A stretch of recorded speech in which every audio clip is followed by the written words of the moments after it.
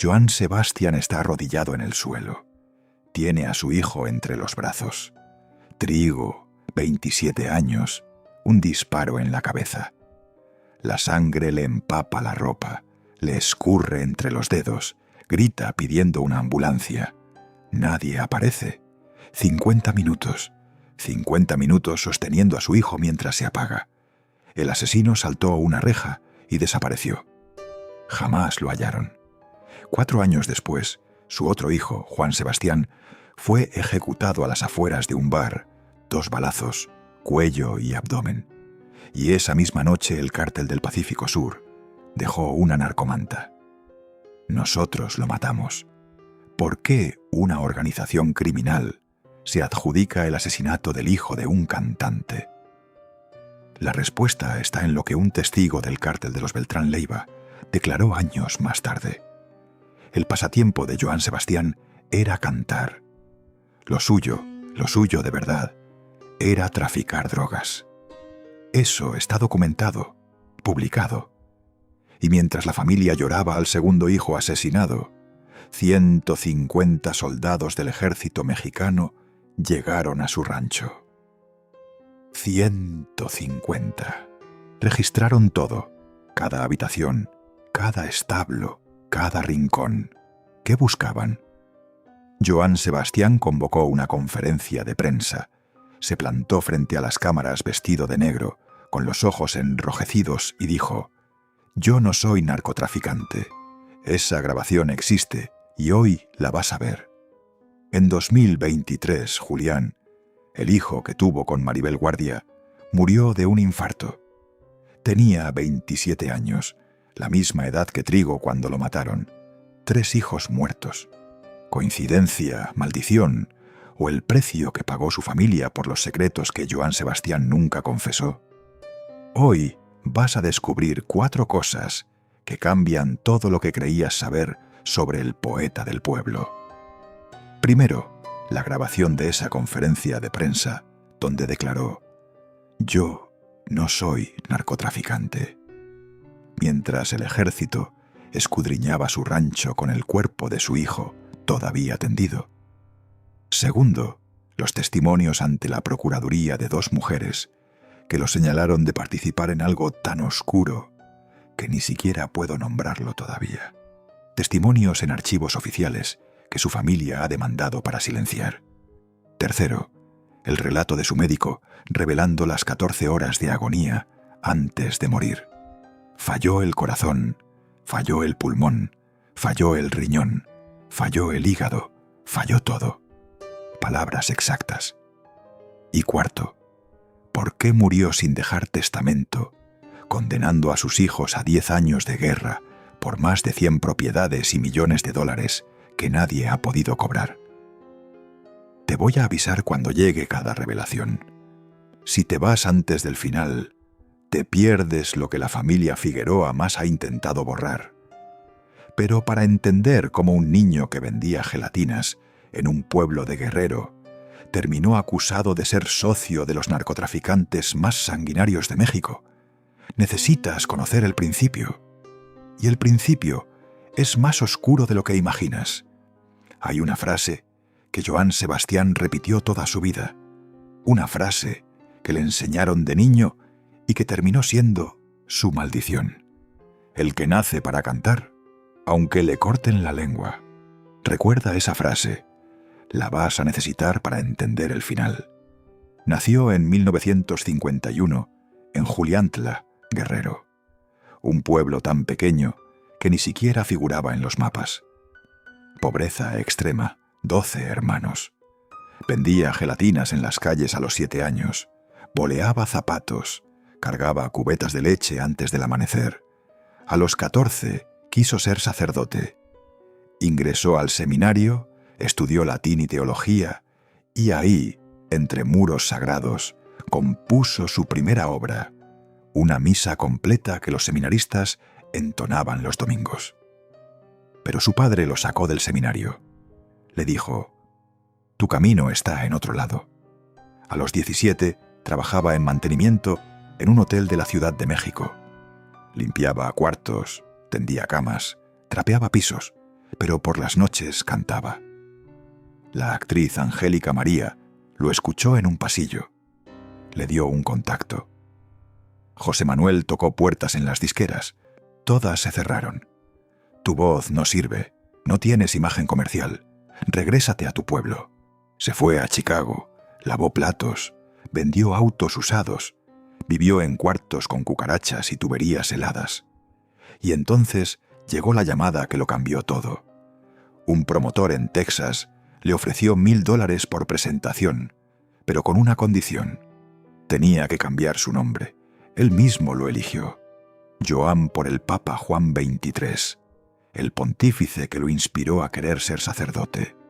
Sebastián por San Sebastián, el mártir romano atravesado por flechas, el santo que murió 2 veces. El niño que quiso ser sacerdote eligió el nombre de un mártir. Guarda ese detalle. Los éxitos llegaron como avalancha. Tatuajes se convirtió en el himno de una generación. Secreto de amor sonaba en todas las radios. Un idiota hacía llorar a las mujeres en los bares. Joan Sebastián no solo cantaba, componía, y sus letras tenían algo que las hacía distintas de todo lo demás que sonaba en esa época. Hablaban de amor como si doliera, como si cada verso hubiera sido escrito con las entrañas abiertas. Quizá porque para él el amor siempre dolió. Su primera esposa se llamaba Teresa González. Se conocieron cuando él todavía era un desconocido que cantaba en bares de mala muerte. Ella creyó en él cuando nadie más lo hacía. Se casaron. Tuvieron 3 hijos, José Manuel, Trigo y Juan Sebastián. Teresa lo vio convertirse en estrella. Vio cómo el hombre sencillo que había conocido se transformaba en alguien que llenaba palenques y coleccionaba autos de lujo. Vio las giras que duraban meses, las fans que gritaban su nombre, las noches que él no regresaba a casa. El matrimonio terminó. Joan Sebastián nunca habló públicamente de por qué. Teresa tampoco. El silencio fue la única explicación que recibieron los 3 hijos que quedaron en medio. Después vino María del Carmen Ocampo, una relación fugaz, casi secreta. De ahí nació Zarelea, la primera hija de Joan Sebastián. Una niña que creció lejos de los reflectores, sin el apellido famoso en la puerta de su casa. Pero lo más difícil aún no había comenzado, y entonces apareció Maribel Guardia. Se conocieron en 1992. Ella era, sin exagerar, una de las mujeres más hermosas que México había producido jamás. Ex Miss Universo Costa Rica, actriz de telenovelas que paralizaban al país, cantante con una voz que derretía corazones. Joan Sebastián la vio y supo que tenía que conquistarla. Tenía 41 años, ella tenía 33. Él ya cargaba con 2 matrimonios rotos y 4 hijos de mujeres distintas. Nada de eso importó. Se casaron ese mismo año. En 1995 nació Julián, el hijo que uniría sus destinos para siempre. Joan Sebastián parecía tenerlo todo: fama que cruzaba fronteras, dinero para comprar ranchos y caballos finos, una esposa que era la envidia de medio país, un hijo sano que llevaba su sangre, Grammys que se acumulaban en las repisas de su hogar. Pero lo que el público no veía era lo que ocurría cuando las cámaras se apagaban. En 1996, Joan y Maribel protagonizaron la telenovela Tú y yo. Era el proyecto perfecto, la pareja más mediática de México actuando juntos. Las revistas enloquecían, los ratings se disparaban. En el set había una actriz de 19 años llamada Arlette Terán, hermosa, joven, impresionable. Joan Sebastián tenía 45 años, una esposa, un hijo de 1 año que apenas empezaba a caminar. Empezó una relación con Arlette, y aquí es donde la historia se vuelve brutal. Una noche, Joan Sebastián no llegó a dormir. Maribel lo esperó despierta en su recámara. Las horas pasaban y el lado de la cama de él seguía vacío. A las 6 de la mañana, nada. A las 7, finalmente, apareció. No dio explicaciones. Maribel no preguntó. Había aprendido que preguntar solo traía mentiras más elaboradas. Esa tarde, Maribel estaba recostada en su cama viendo Ventaneando, el programa de espectáculos más visto del país. Joan estaba acostado a su lado, probablemente recuperándose de la noche anterior. En la televisión, Juan José Origel, conocido como Pepillo, soltó la bomba en vivo. Anoche fui a un bar en el centro histórico y ahí, arrinconadito, vi a Joan Sebastián con una chava muy guapa. ¿Qué creen? Era Arlette Terán. Maribel se quedó helada. El aire del cuarto se volvió denso, irrespirable. Volteó a ver a Joan. Él no dijo nada, no se movió. No intentó explicar. Ella se levantó de la cama, caminó hacia el closet, abrió las puertas de par en par, sacó todas las botas de él, todos los chalecos de cuero que tanto le gustaban, los cinturones con hebillas de plata, todo lo lanzó al pasillo. «Vete de mi casa», le dijo con una voz que no reconocía como suya, «y nunca más vuelvas». Joan Sebastián negó todo ese día y todos los días que siguieron. Hasta su último día de vida insistió en que no había ocurrido nada. Él me dijo que no era verdad hasta el último minuto de su vida. Recordaría Maribel muchos años después en una entrevista. Pero obviamente la hubo. Arlette Terán habló del tema 20 años más tarde, cuando ya no tenía nada que perder. Fui una víctima de las circunstancias. Yo tenía 19 años y estaba trabajando día a día con un señor acostumbrado a chulear hasta las escobas. La diferencia de edad era brutal. Él tenía 45, ella 19. Él era una estrella consagrada. Ella apenas comenzaba. Él tenía esposa e hijo en casa. Ella tenía sueños de ser actriz. ¿Fue amor? ¿Fue manipulación? ¿Fue simplemente lo que sucede cuando el poder se encuentra con la juventud? Las respuestas dependen de a quién le preguntes. A lo mejor tú también conoces a alguien así. Alguien que promete amor eterno y luego destruye todo lo que toca. Alguien que entona versos hermosos mientras vive verdades feas. Alguien que te mira a los ojos y te miente con la misma boca que dice amarte. El matrimonio terminó. Julián, que apenas tenía 1 año, creció dividido entre 2 casas. Joan Sebastián siguió componiendo canciones sobre el amor eterno mientras echaba a perder cada relación que tocaba. Después de Maribel vinieron más mujeres. Arlette Terán duró poco. Luego apareció Erika Alonso, con quien sostuvo una relación de 12 años y tuvo una hija llamada Juliana. Finalmente, Alina Espino, quien lo acompañó hasta el final de sus días y le dio 2 hijas más, Johanna y Debe. 5 mujeres documentadas, 8 hijos reconocidos. Todas las relaciones concluyeron de la misma manera, por infidelidad de él. El poeta del amor era incapaz de amar a una sola persona. Pero lo que llegó después fue mucho peor que cualquier infidelidad. Lo que vino después involucró sangre, balas y secretos que nadie quiere pronunciar en voz alta. En 1999, los médicos le dieron la noticia que nadie desea escuchar. Cáncer de huesos, mieloma múltiple, una enfermedad que devora el esqueleto desde adentro, que convierte los huesos en esponjas frágiles que se rompen con un estornudo. Le dieron 1 año de vida. 1 año. Joan Sebastián tenía 48 años, 8 hijos que dependían de él, una carrera en la cima, contratos firmados para los próximos 3 años y una sentencia de muerte que le otorgaba 12 meses. Decidió que no iba a morir en silencio. Siguió cantando, siguió componiendo, siguió montando caballos en sus ranchos de Guerrero, aunque cada cabalgata le costara días de dolor. El cáncer regresó en 2007. Lo venció de nuevo con quimioterapias que lo dejaban más delgado que un espantapájaros. Regresó en 2012. Lo venció otra vez. Regresó en 2014.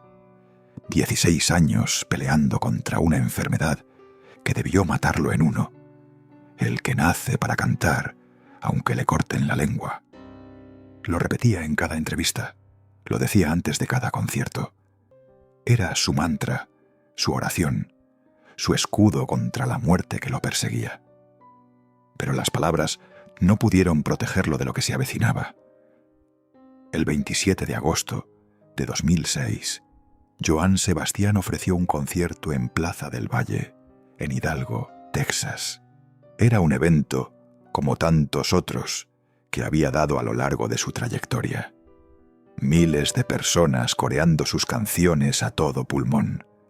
Ambiente de fiesta, cerveza circulando entre el público, el olor a carne asada mezclándose con el polvo del verano tejano.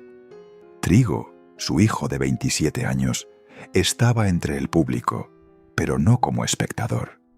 Era el jefe de seguridad de su padre, su hombre de confianza, el que se aseguraba de que nadie se acercara demasiado, el que inspeccionaba los camerinos antes de cada show, el que dormía afuera de la puerta de Joan cuando llegaban amenazas.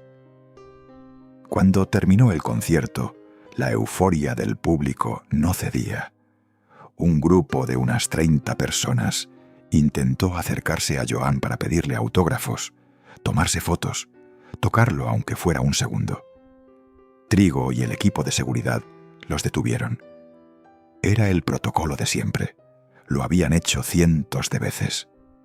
Pero esa noche había alguien en el público que no iba por un autógrafo. Un hombre sacó una pistola calibre 45. Entre el tumulto, apuntó a Trigo y le disparó en la cabeza. Joan Sebastián escuchó el disparo. Reconoció ese sonido. Lo había escuchado antes en los ranchos de Guerrero, donde los problemas se resuelven con plomo. Corrió hacia donde estaba la conmoción. Encontró a su hijo en el suelo sangrando por un orificio en el cráneo. Lo que vino después es algo que ningún padre debería vivir jamás. Yo no estuve presente en el momento preciso del balazo que mató a mi hijo Trigo, diría Joan Sebastián días después en una entrevista. Lo tuve en mis brazos, 50 minutos agonizante, gritando auxilio, pidiendo una ambulancia, pidiendo un policía. 50 minutos, gritos que se perdían en la noche tejana, sangre que empapaba la ropa de Joan, que le manchaba las manos, que formaba charcos en el piso de cemento. Un padre sosteniendo a su hijo, mientras la vida se le escapaba entre los dedos, como agua que no puedes contener por más que aprietes. El público seguía sin comprender qué había sucedido. Algunos creían que era parte del espectáculo. Otros corrían buscando la salida. El caos se mezclaba con los gritos de Joan pidiendo auxilio. Nadie llegó. ¿Dónde estaba la policía? ¿Dónde estaban los paramédicos? ¿Cómo es posible que en un evento con miles de personas en territorio estadounidense nadie pudiera conseguir una ambulancia en 50 minutos? El asesino saltó una reja y desapareció entre el público. Testigos lo vieron correr, lo vieron brincar el cerco, lo vieron mezclarse con la gente que todavía no entendía qué había pasado. Nadie lo detuvo. Trigo fue trasladado al Hospital Medical Center de McAllen. Los médicos intentaron extraer la bala. A las 6 de la tarde de ese domingo, lo declararon muerto. El asesino jamás fue encontrado. Había testigos, había cámaras, había un lugar repleto de gente, y aún así, el hombre que mató a Trigo Figueroa nunca fue identificado ni capturado.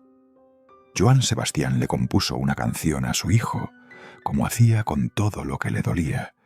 Con tu recuerdo, viviré lo que me resta por vivir.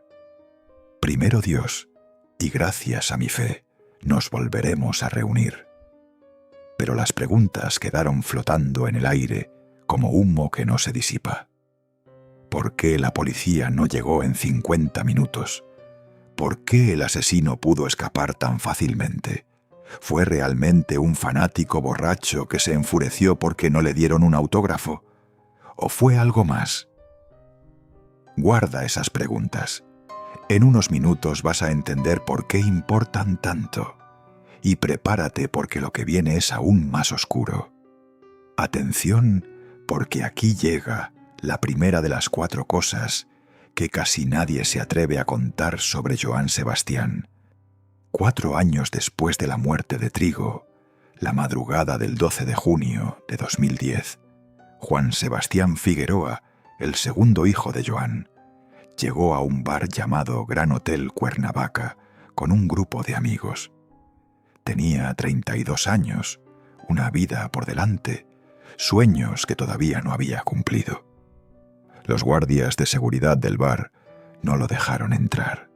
¿Quién sabe por qué? Quizás estaban al tope de clientes, quizás no les agradó su actitud, quizás reconocieron el apellido y eso les dio motivos que nunca sabremos. Comenzó una discusión, palabras que subieron de tono, empujones que se fueron calentando, el alcohol y el orgullo, haciendo lo que siempre hacen cuando se juntan. Uno de los guardias sacó un arma, le disparó 2 veces, una bala en el cuello, otra en el abdomen. Juan Sebastián cayó al suelo de ese estacionamiento. Las hemorragias internas y externas acabaron con su vida en cuestión de minutos. No hubo tiempo para ambulancias, no hubo tiempo para despedidas. Esa fue la versión oficial, la que salió en los periódicos, la que las autoridades repitieron una y otra vez. Pero horas después apareció algo que lo cambió todo.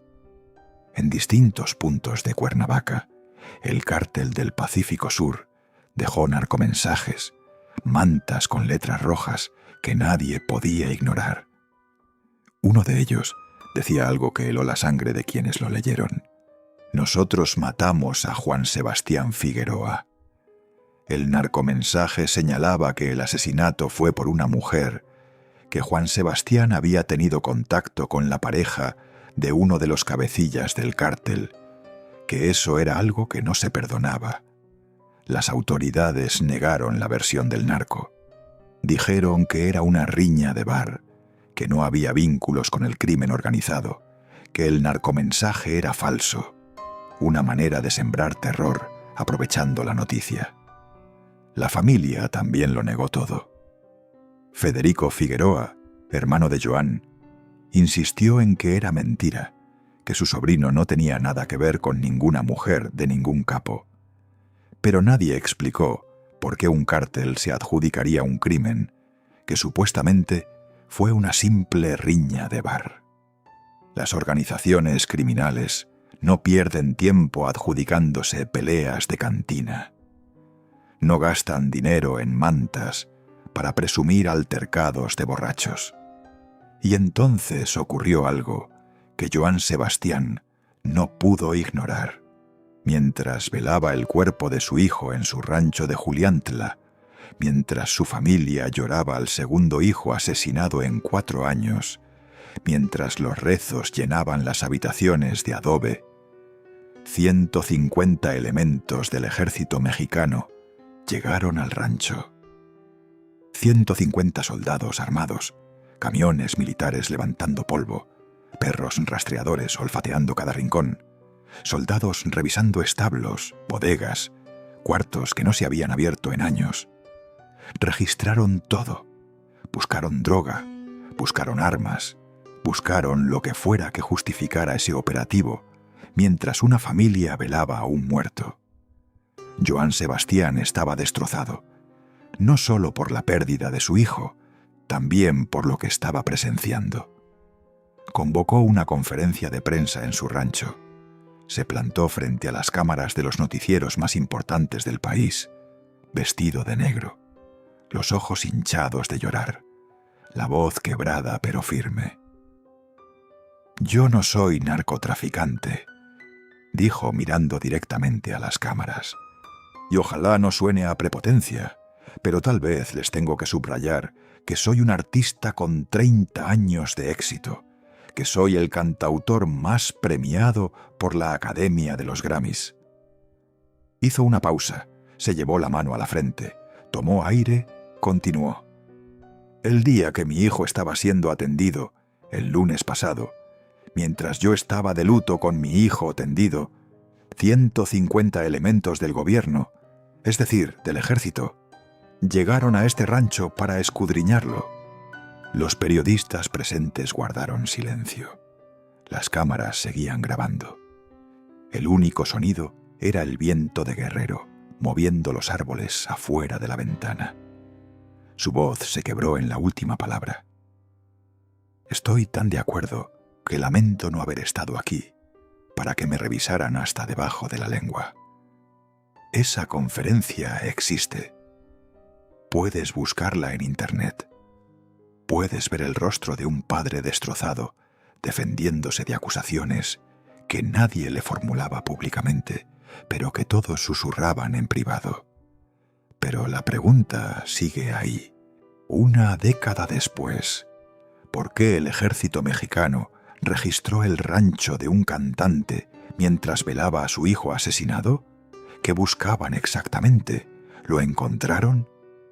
Joan Sebastián terminó la conferencia con una frase que sonó a rendición total. Acepto con resignación lo que la vida me mande. La vida le mandó más de lo que cualquier persona debería soportar. Quizá tú también has sentido eso alguna vez, cuando parece que el destino se ensaña contigo específicamente, cuando cada vez que te levantas algo te vuelve a tumbar con más fuerza, cuando empiezas a preguntarte qué hiciste para merecer tanto dolor.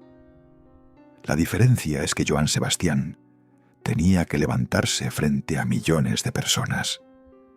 Tenía que subirse a un escenario y cantar canciones de amor mientras enterraba a sus hijos. Tenía que sonreír para las cámaras mientras por dentro se desmoronaba. El que nace para cantar, aunque le corten la lengua. Eso hacía. Seguía cantando, aunque por dentro estuviera muerto.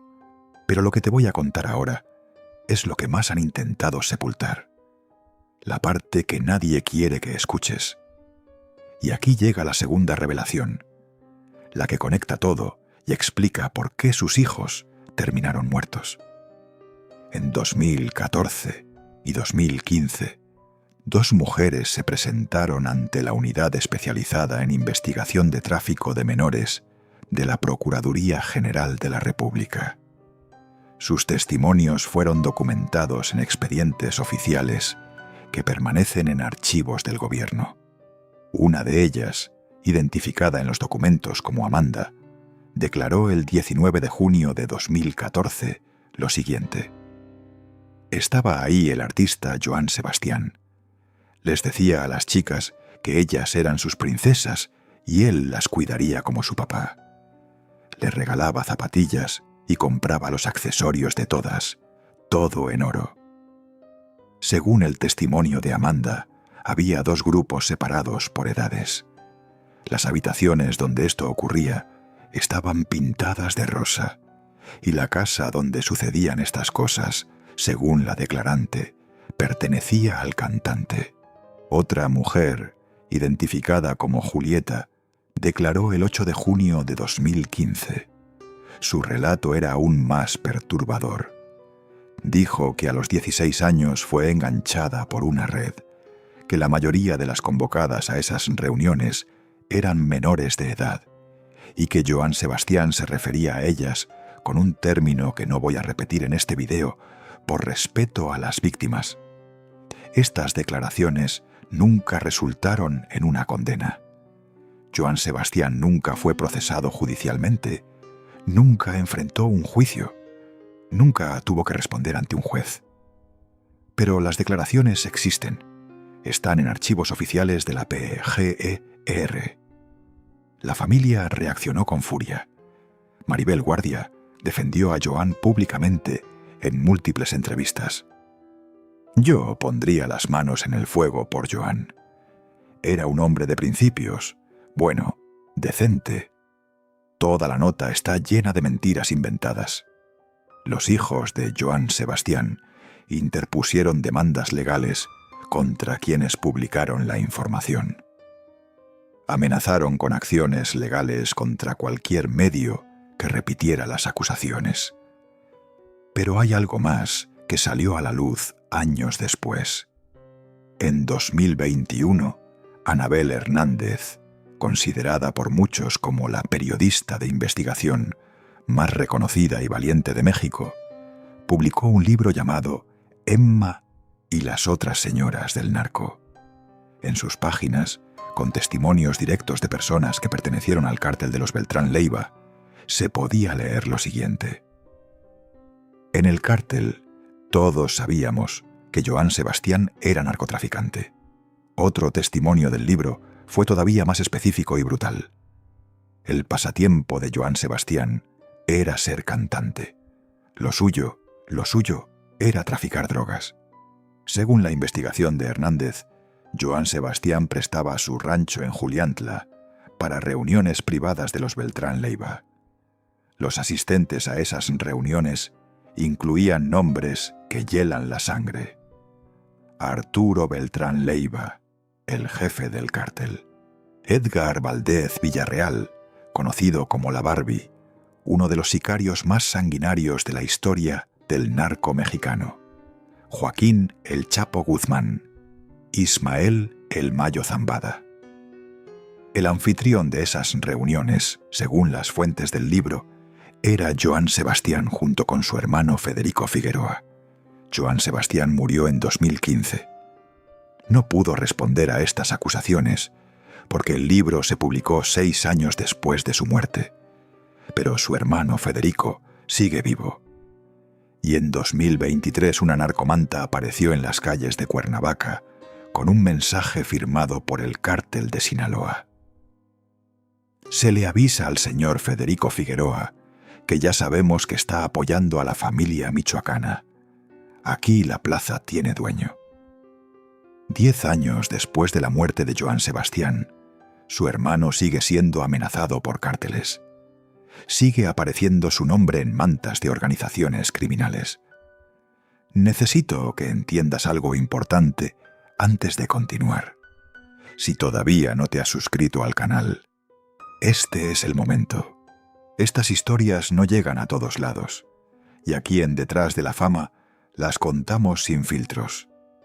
Estas son acusaciones, no son condenas judiciales. Joan Sebastián nunca fue hallado culpable de nada en un tribunal de justicia. La periodista presenta testimonios de criminales confesos que podrían tener sus propios motivos para mentir o exagerar. La familia ha negado todo, consistentemente y con vehemencia. No estoy afirmando que Joan Sebastián era culpable. No tengo manera de saberlo. Nadie la tiene. Pero las preguntas permanecen flotando como fantasmas que se niegan a descansar. ¿Por qué 2 hijos de Joan Sebastián fueron asesinados de forma violenta en circunstancias que nunca se esclarecieron del todo? ¿Por qué el ejército mexicano registró su rancho mientras velaba a uno de ellos? ¿Por qué un cártel se adjudicó uno de los crímenes si supuestamente fue una riña de bar? ¿Por qué su hermano sigue siendo amenazado por organizaciones criminales una década después de su muerte? ¿Por qué jamás encontraron al asesino de trigo en Texas? Las respuestas, si existen, murieron con Joan Sebastián. Tal vez tú también cargas con secretos que nunca le has contado a nadie. Cosas que hiciste o que te hicieron y que guardas en el rincón más oscuro de tu memoria. Cosas que te despiertan a las 3 de la mañana. Cosas que te acompañarán hasta la tumba. La diferencia es que tus secretos probablemente no han cobrado vidas. Los de Joan Sebastián, quizás sí, pero todavía falta lo más doloroso de todo, lo que su propia familia presenció y que ninguno ha podido olvidar. Y ahora sí, la tercera revelación. Esta es quizás la más desgarradora de todas, porque no involucra violencia ni acusaciones. Solo involucra el cuerpo de un hombre rindiéndose después de pelear demasiado tiempo. Joan Sebastián batalló contra el cáncer durante 16 años. Le daban 1 año de vida y él vivió 16 más. Pero cada enfrentamiento le cobró un precio que no aparecía en ningún recuento de victorias.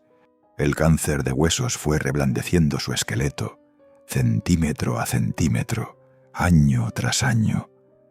El hombre que medía 1,78 cuando le diagnosticaron la enfermedad, terminó midiendo 1,60 cuando murió. 18 centímetros menos. Su columna comprimida por huesos que ya no podían sostener el peso de su propio cuerpo. Sus cuerdas vocales fueron afectadas por las quimioterapias. La voz que había enamorado a millones ya no alcanzaba las notas que antes salían sin esfuerzo.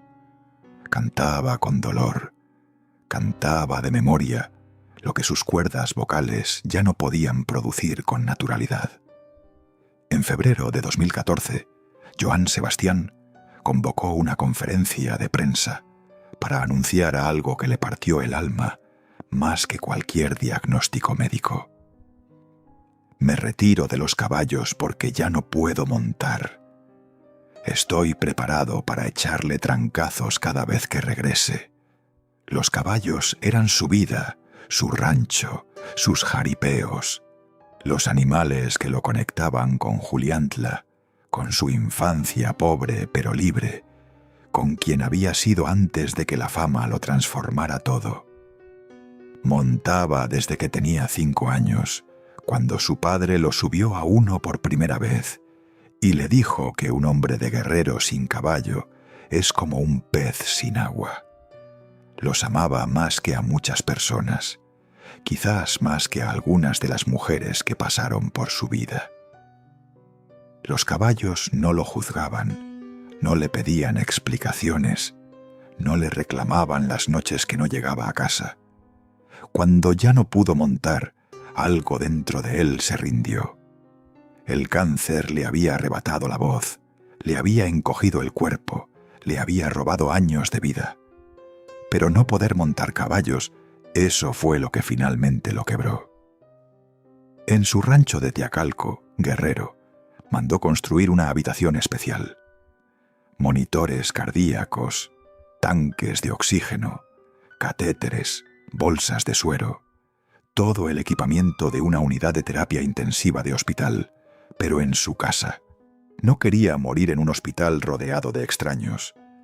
Quería morir en su tierra, en el mismo lugar donde había nacido 64 años antes. Quería que lo último que vieran sus ojos fueran las montañas de Guerrero.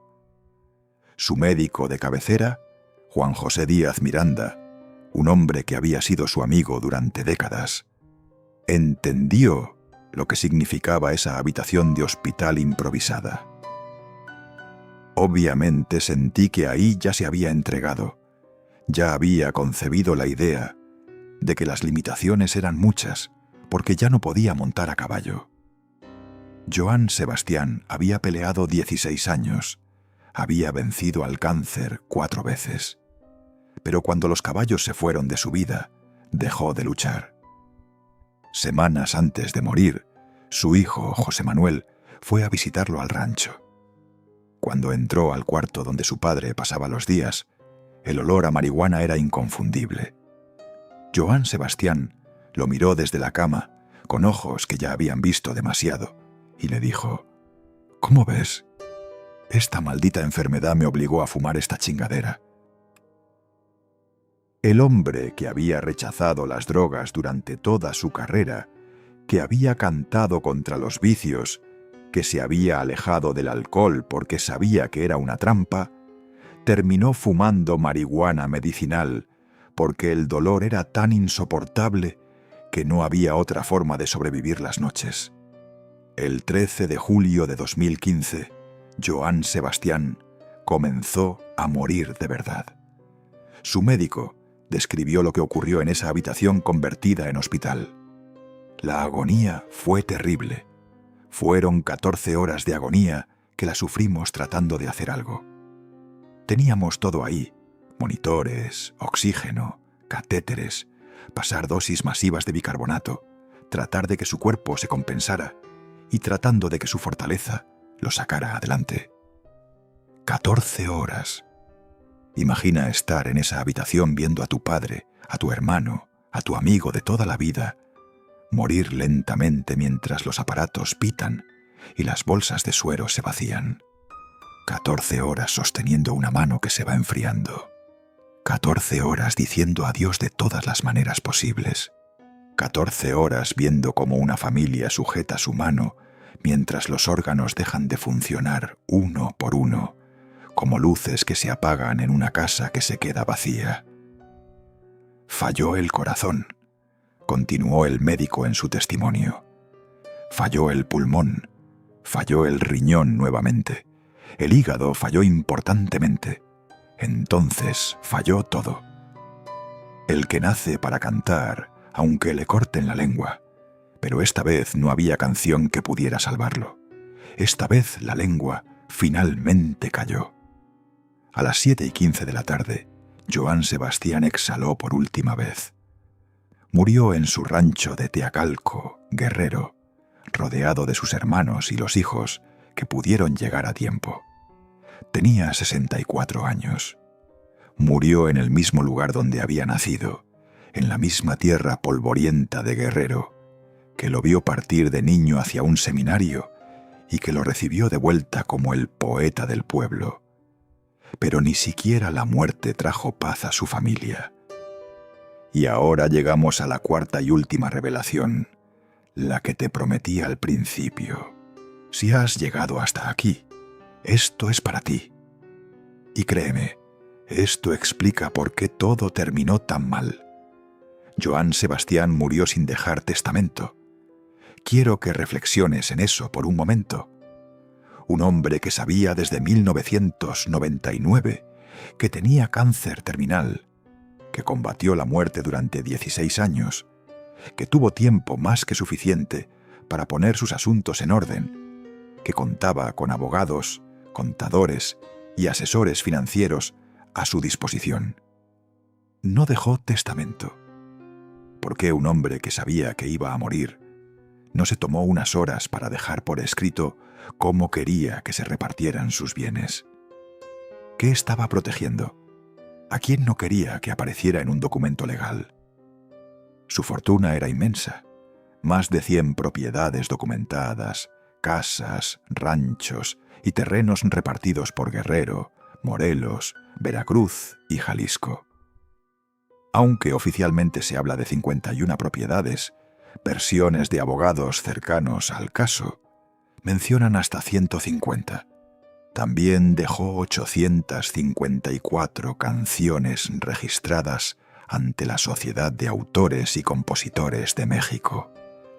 Regalías que siguen generando millones de dólares cada año cuando suenan en radios, plataformas de streaming, películas y comerciales. Y dejó hijos de 5 mujeres distintas. Todo eso sin un papel que indicara cómo repartirlo. Lo que vino después fue una guerra que lleva 10 años y no muestra señales de terminar pronto. Los herederos han estado litigando desde el día del funeral. 10 años en tribunales de México y Estados Unidos. 10 años de acusaciones entre hermanos que compartieron infancia. 10 años sin poder cobrar las regalías en Estados Unidos porque nadie se pone de acuerdo sobre quién tiene derecho a qué. Juliana Figueroa, la hija menor nacida de la relación con Erika Alonso, acusó a sus hermanos de codiciosos. Dijo que la estaban excluyendo, que no le querían dar lo que le correspondía.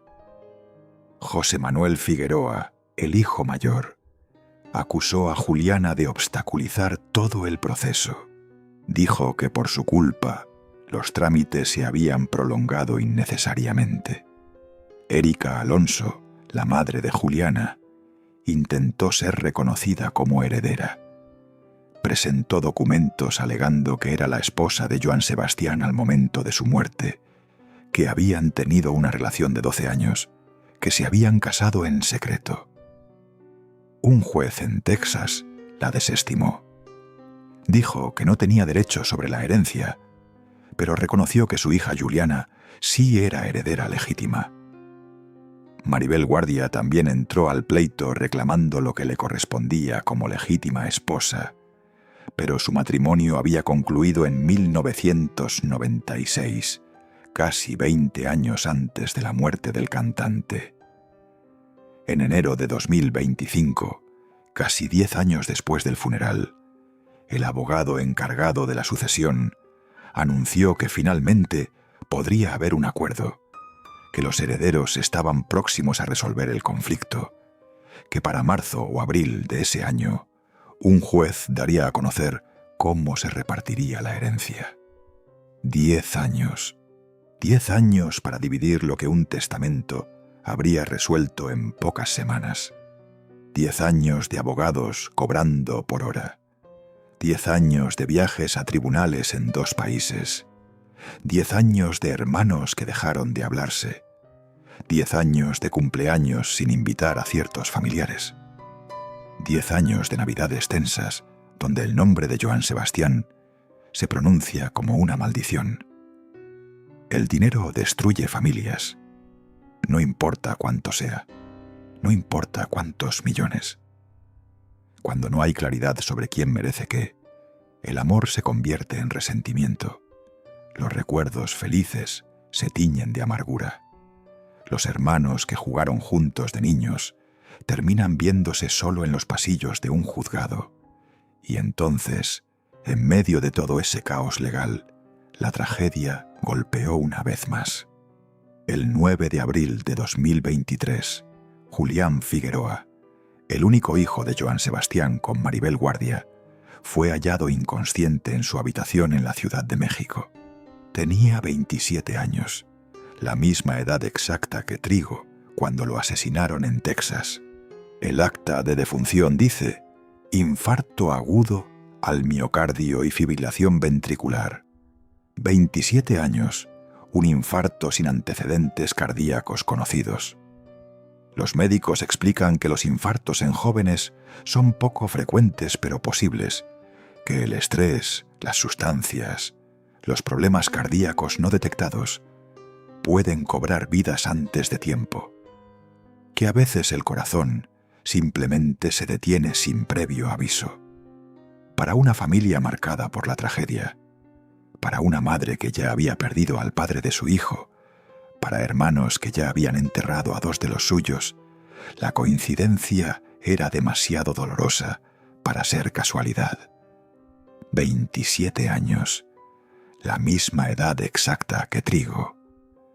Julián había hablado públicamente sobre la depresión que lo consumió tras la muerte de su padre, sobre el alcoholismo que enfrentó cuando no encontraba otra manera de acallar el dolor, sobre lo difícil que fue crecer siendo el hijo de 2 figuras tan mediáticas como Joan Sebastián y Maribel Guardia.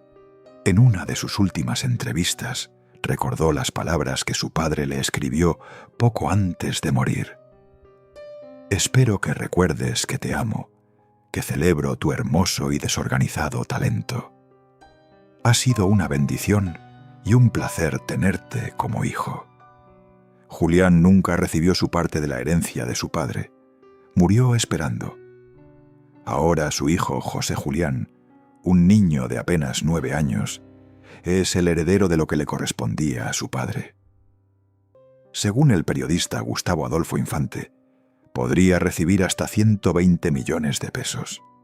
Pero el dinero está atrapado en tribunales y la custodia del niño se convirtió en otra guerra familiar, esta vez entre su abuela Maribel Guardia y su madre Imelda Tuñón, la viuda de Julián.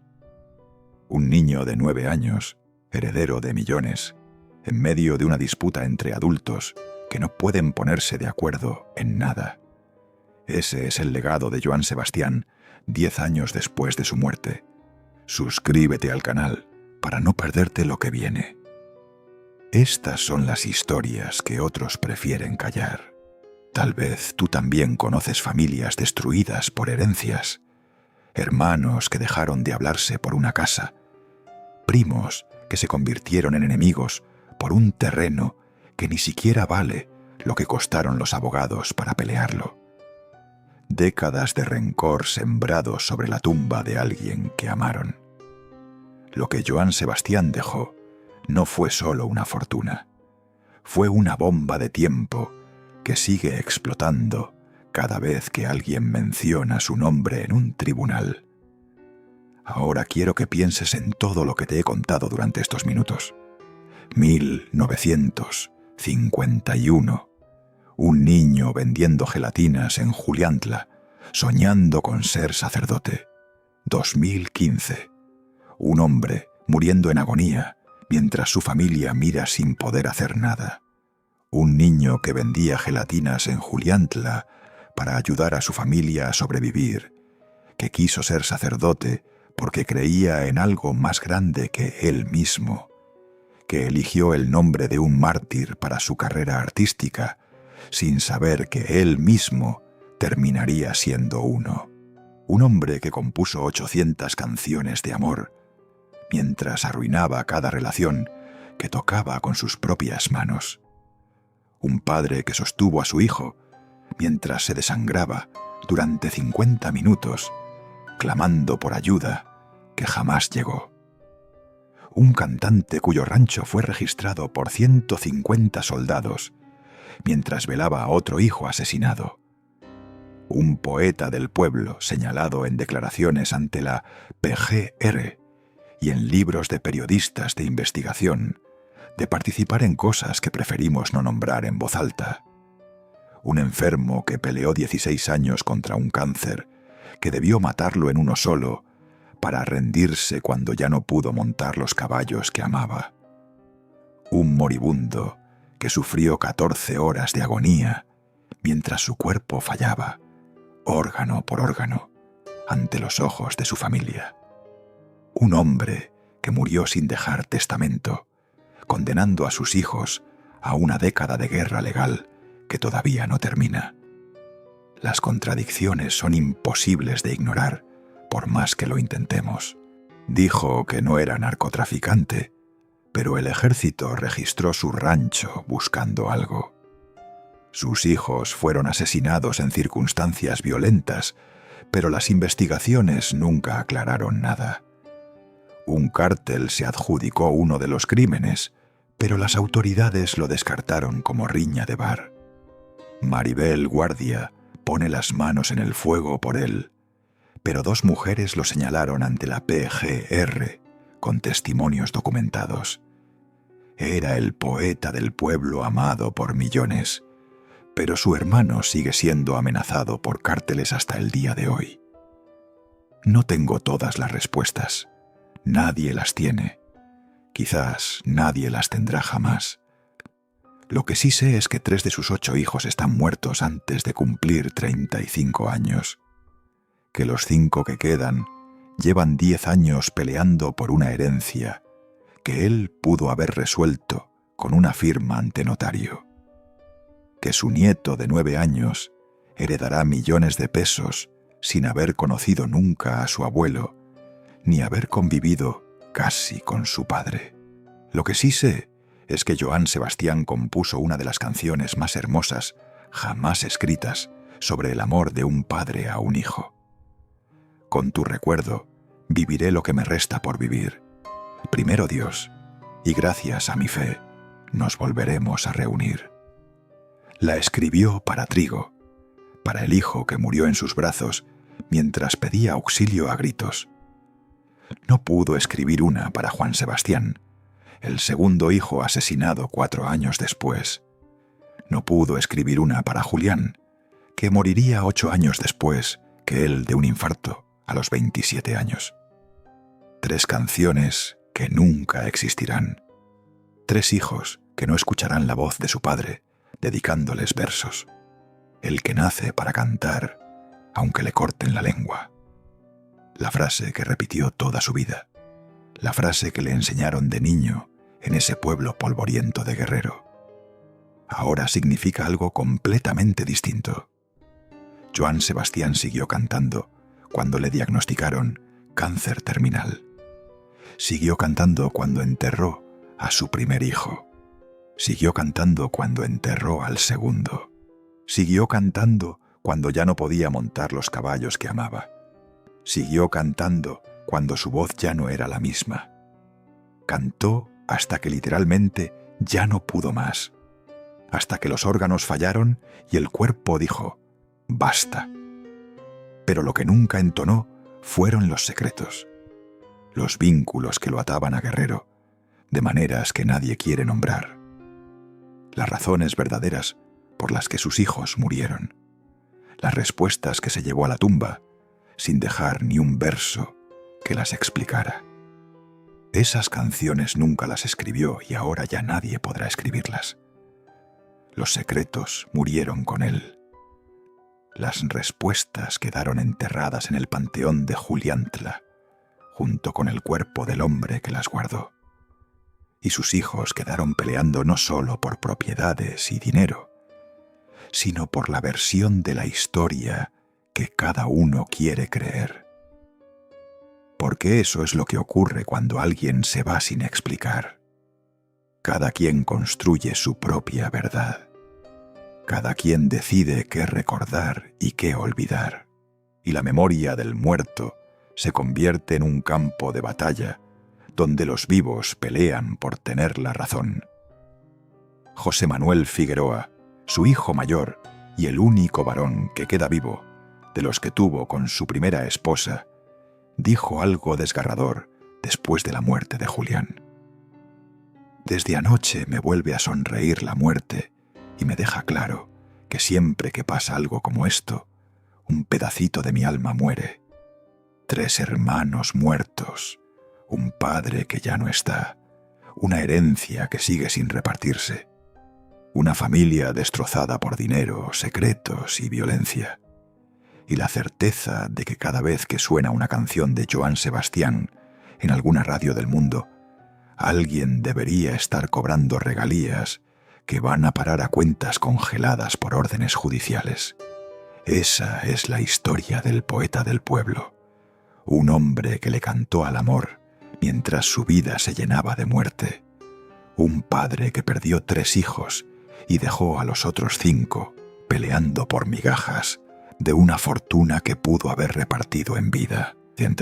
Un artista que ganó 5 premios Grammy y 7 Latin Grammy, pero no pudo ganarle al destino que él mismo construyó con sus decisiones. Joan Sebastián murió el 13 de julio de 2015. Han pasado 10 años. Su música sigue sonando en radios y plataformas. Sus secretos siguen enterrados con él. Sus hijos siguen peleando en tribunales. Y en algún lugar de México, un niño de 9 años llamado José Julián espera heredar millones de pesos de un abuelo al que nunca conoció, por parte de un padre que murió cuando él apenas empezaba a caminar. El espectáculo debe continuar, decían en los viejos tiempos de Hollywood. Para Joan Sebastián, el espectáculo finalmente se detuvo, pero las consecuencias siguen girando como un disco rayado que nadie puede apagar, como una canción que se repite sin parar en una rocola vieja, como un eco que rebota entre las montañas de Guerrero, recordándonos que los secretos nunca mueren del todo. Joan Sebastián murió 2 veces. La primera fue cuando sostuvo a Trigo en sus brazos, mientras la vida se le escapaba. Algo dentro de él falleció esa noche en Texas, algo que nunca volvió a recuperar. Los que lo conocían dicen que después de esa noche, Joan Sebastián sonreía menos. Cantaba con los ojos cerrados, como si no quisiera ver al público, como si cada concierto fuera un velorio que se repetía sin descanso. La segunda vez fue el 13 de julio de 2015, cuando su cuerpo finalmente se rindió después de 16 años de pelear contra un cáncer que debió matarlo mucho antes. pero hay quienes dicen que murió una tercera vez, que sigue muriendo cada vez que sus hijos se enfrentan en un juzgado, cada vez que su nombre aparece en una narcomanta amenazando a su hermano, cada vez que alguien desentierra los testimonios que lo señalan de cosas innombrables, cada vez que un periodista vuelve a abrir el expediente, cada vez que alguien como yo cuenta esta historia. La muerte de Joan Sebastián no terminó cuando dejó de respirar. Sigue ocurriendo. Sigue cobrando víctimas.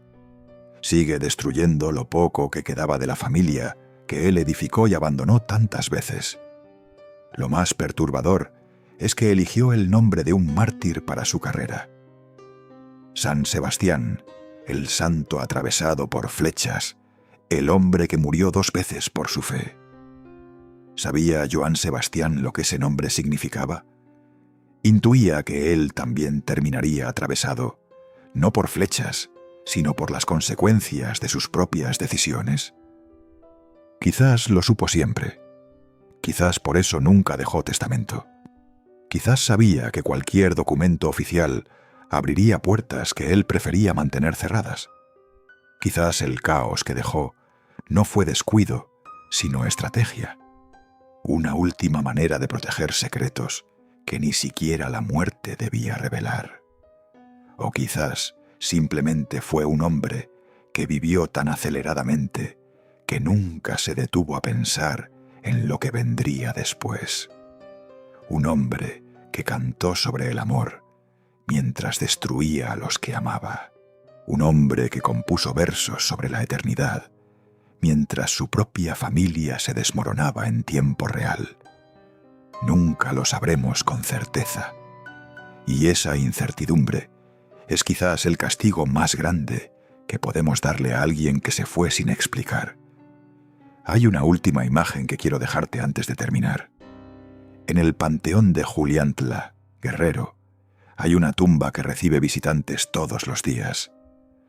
Fans que viajan desde lugares lejanos para dejarle flores al poeta del pueblo, que entonan sus canciones frente a la lápida, que lloran como si hubieran perdido a un familiar, que no saben nada de lo que acabas de escuchar, que solo conocen al hombre de las canciones, no al hombre de los secretos.